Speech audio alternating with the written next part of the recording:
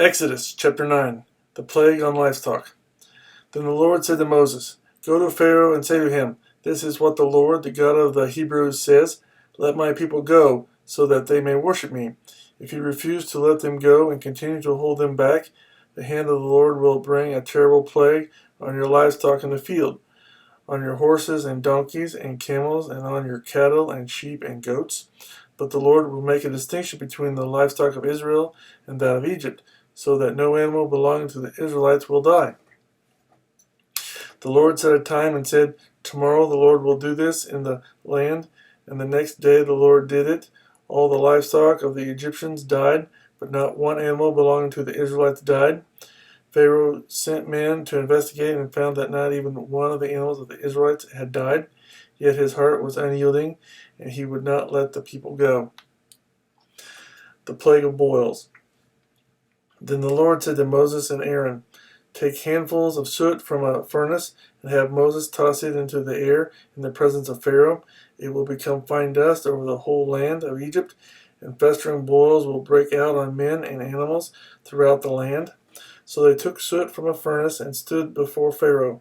Moses tossed it into the air, and festering boils broke out on men and animals.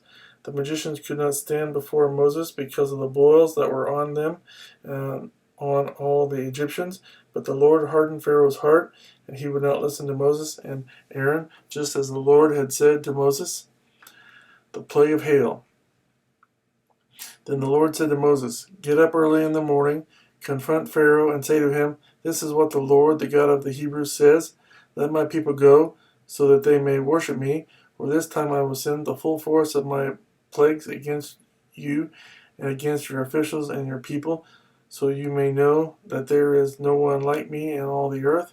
For by now I could have stretched out my hand and struck you and your people with a plague that would have wiped you off the earth. But I have raised you up for this very purpose, that I might show you my power, and that my name might be proclaimed in all the earth. You still set yourself against my people and will not let them go. Therefore at this time tomorrow I will send the worst hailstorm that has ever fallen on Egypt from the day it was founded till now.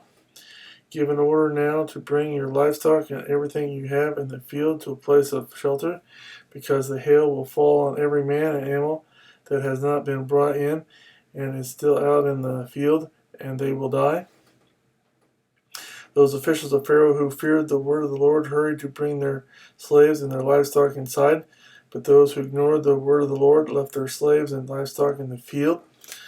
Then the Lord said to Moses, "Stretch out your hand toward the sky, so that hail will fall all over Egypt, on men and animals, and on everything growing in the fields of Egypt."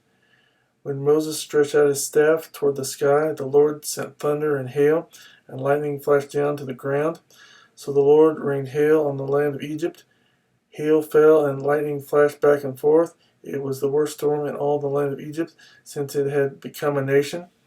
Throughout Egypt, hail struck everything in the fields, both men and animals. It beat down everything growing in the fields and stripped every tree.